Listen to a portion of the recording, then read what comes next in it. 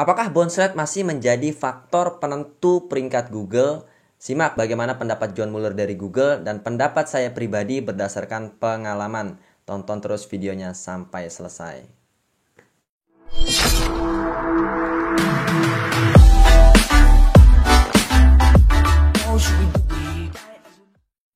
Bismillahirrahmanirrahim. Assalamualaikum warahmatullahi wabarakatuh. Balik lagi bersama saya Devri.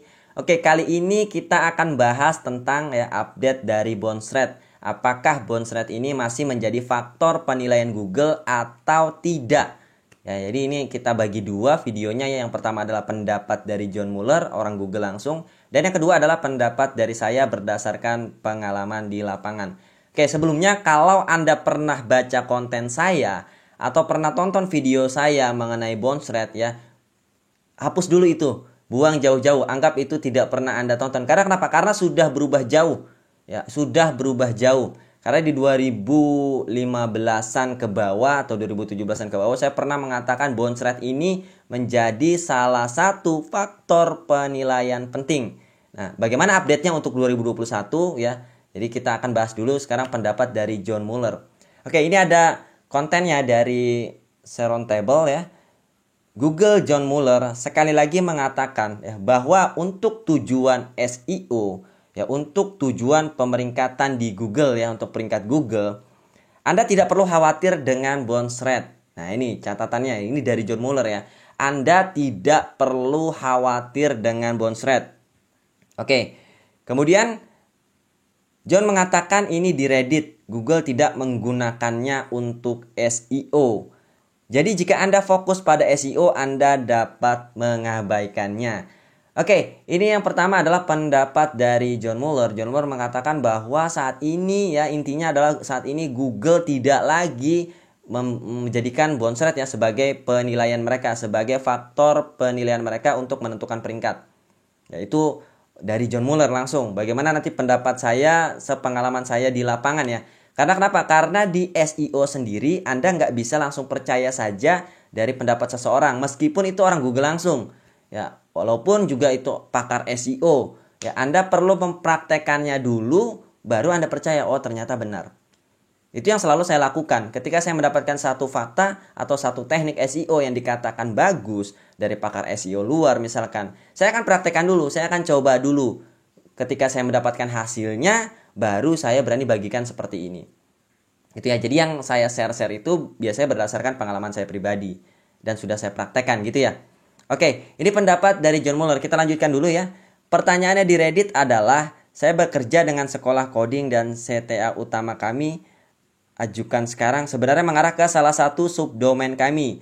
Jika seseorang mengklik CTA itu, apakah itu akan dihitung sebagai bounce rate atau akankah Google memahami bahwa mereka terlibat seperti yang kita inginkan? Jadi dia membuat sebuah landing ya, sebuah halaman penawaran yang call to action-nya mengarah ke subdomain. Nah, yang ditanyakan oleh orang ini adalah apakah itu akan dianggap bounce rate atau tidak? Ya, karena kan berbeda ya websitenya. Karena Google juga pernah mengatakan bahwa Google menganggap website utama dengan subdomain itu sebagai website yang berbeda. Ada kata-kata Google seperti itu. Nah, jadi dia mau memastikan apakah itu akan terhitung bounce rate ataukah ini terhitung tetap website yang sama gitu ya. Oke. John Mueller menjawab ya, Google tidak menggunakannya untuk SEO. Jadi jika Anda fokus pada SEO, Anda dapat mengabaikannya. Jadi sekali lagi di sini John Mueller menjawab ya, John Mueller atau Google tidak menjadikan bounce rate ya. Itu maksudnya seperti itu, bounce rate sebagai faktor penilaian. Jadi abaikan saja itu.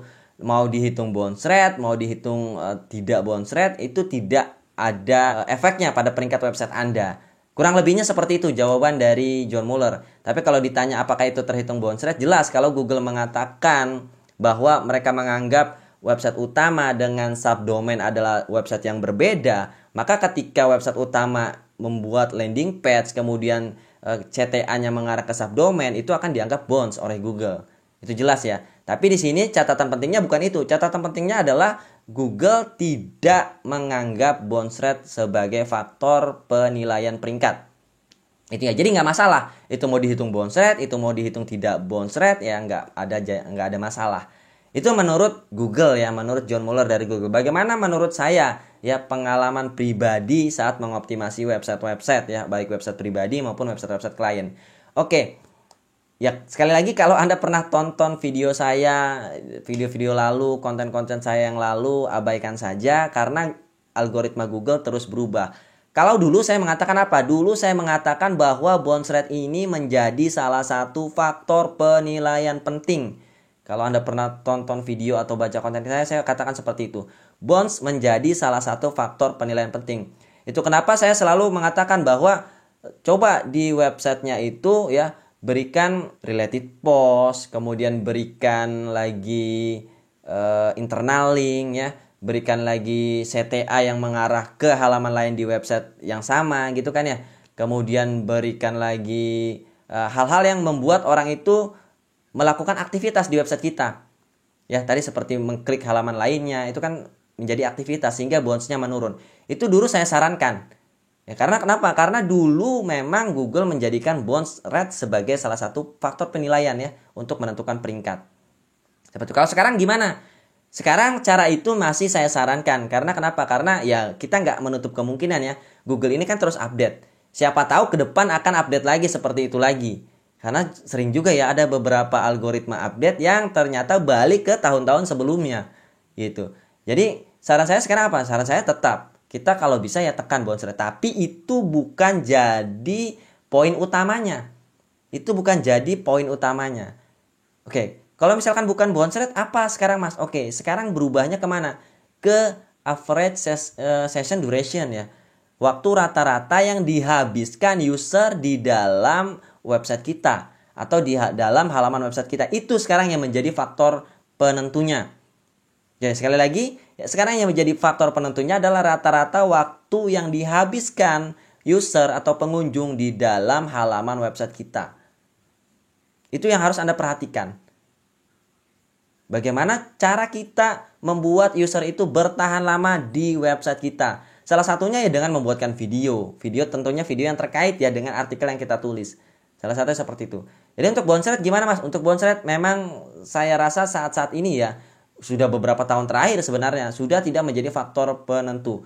Ya website-website saya bounce-nya sekarang lumayan tinggi.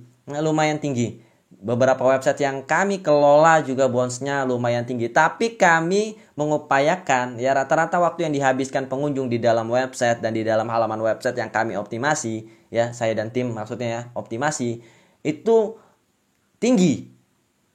Berapa? Nah kalau ditanya berapanya, ini tergantung dari pesaing kita. Contoh misalkan ternyata rata-rata waktu yang dihabiskan pengunjung di dalam halaman website Anda hanya 1 menit. 1 menit atau 30 detik lah. Cepat sekali gitu ya, hanya 30 detik bertahan kemudian keluar. Tapi ternyata pesaing Anda ya orang-orang atau user yang mengunjungi pesaing Anda itu website pesaing Anda hanya bertahan 20 detik. Sehingga website Anda bisa menang. Menang di rata-rata waktu aja ya. Itu hanya salah satu faktor penilaian aja. Jangan sampai nanti ada pertanyaan lagi, "Mas, saya udah cek nih, waktu rata-rata pesaing saya ternyata lebih rendah dari waktu rata-rata yang dihabiskan pengunjung di halaman website saya. Tapi kok website pesaing saya ada di atas website saya gitu kan." Ya ini hanya salah satu faktor aja. Karena ada 200 faktor. Tapi kalau kita sudah tahu itu salah satu faktornya, yaitu harus kita pertimbangkan untuk kita optimasi. Kayak gitu ya. Jadi jangan sampai nanti ada pertanyaan seperti itu. Oke, jadi berapa waktu yang sebenarnya bagus? Ya tadi ya, itu kan perbandingan dengan website-website pesaing kita. Tapi kalau saya biasanya untuk website-website yang anteng di 3 besar Google ya, yang nyaman di 3 besar Google, yang jarang turun gitu ya dari 3 besar Google, biasanya itu saya akan tahan user berada di sana selama 3 menit. Selama 3 menit.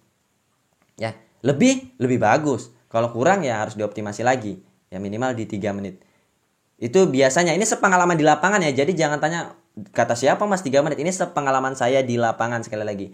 Website-website saya, website-website klien yang saya kelola, ya mereka bisa bertahan di 3 besar Google ketika rata-rata waktu yang dihabiskan pengunjungnya saya optimize di angka 3 menit. Gitu. Cara lihatnya di mana? Cara lihatnya bisa di Google Analytics. Di Google Analytics itu bukan yang seluruh websitenya ya. Karena di Google Analytics bisa melihat seluruh website ya, laporan seluruh website, dan juga bisa lihat laporan per halaman. Jadi yang saya lihat adalah laporan per halaman. Saya hanya fokus di halaman-halaman yang saya optimasi. Halaman-halaman yang nggak dioptimasi ya biarkan aja. Fokusnya hanya di halaman-halaman yang kita optimasi saja. Gitu ya. Oke, pertanyaannya adalah sekarang bagaimana cara mempertahankan atau membuat user tadi bertahan 3 menit di dalam website kita. Ya salah satunya tadi kita bisa membuat atau memasukkan sebuah video. Ya, video yang terkait dengan konten yang kita tulis. Jadi masukkan video. Itu bisa membuat orang bertahan lebih lama. Contoh, videonya 3 menit misalkan. Berarti sudah selesai tuh. Kalau si orang tadi atau user yang masuk nonton videonya sampai habis, berarti mereka sudah menghabiskan 3 menit di website kita. Gitu ya. Kemudian kita harus menulis secara lengkap, secara tuntas. Jadi tulisan kita itu harus lengkap tuntas. Nah, ini juga berhubungannya ke situ sih sebenarnya. Oke, jadi Google pernah mengatakan bahwa mereka menyukai website-website yang membuat tulisan atau pembahasan secara tuntas. Namanya pembahasan tuntas berarti tulisannya panjang. Nah, kalau tulisannya panjang berarti user akan lebih lama tuh, menghabiskan waktu lebih lama untuk membaca tulisannya sampai selesai. Tulisannya panjang bukan hanya sekedar panjang, tapi juga enak dilihat dan enak dibaca. Sehingga user betah tuh untuk bacanya. Jangan tulisannya panjang tapi begitu baca satu paragraf, kok nggak enak banget dibacanya. Akhirnya tetap dia close. Gitu ya. Jadi itu dua masukan dari saya. Anda bisa masukkan video, Anda kemudian menulis secara tuntas. Gitu ya. Jadi faktor Google menilai website Anda itu pembahasannya tuntas atau tidak, pembahasannya lengkap atau tidak adalah dengan melihat tadi ya, berapa lama user menghabiskan kunjungannya ke sana ya, ke halaman website Anda. Kemudian kedua adalah ketika user tadi membuka website Anda, apakah mereka kembali ke halaman Google dan mengetikkan kata kunci yang sama, kemudian mengklik website yang lain atau tidak. Ya, kalau pembahasannya tuntas tentu orang atau user tidak akan balik lagi ke halaman Google dan mengklik website lainnya. Hanya di website Anda selesai gitu ya. Mereka dapat apa yang mereka cari atau mereka dapat informasi yang mereka cari. Ya, mungkin itu saja dari saya. Jadi intinya ya kesimpulannya adalah bounce rate saat ini tidak lagi menjadi faktor penilaian Google ya. Ini menurut John Mueller dan juga menurut saya. Kemudian faktor sekarang yang menurut saya, pengalaman saya yang menjadi faktor penentu adalah rata-rata waktu yang dihabiskan pengunjung. Itu yang bisa Anda optimasi. Oke? Like kalau Anda suka, dislike kalau Anda tidak suka ya. Sampai bertemu di konten-konten selanjutnya. Wassalamualaikum warahmatullahi wabarakatuh.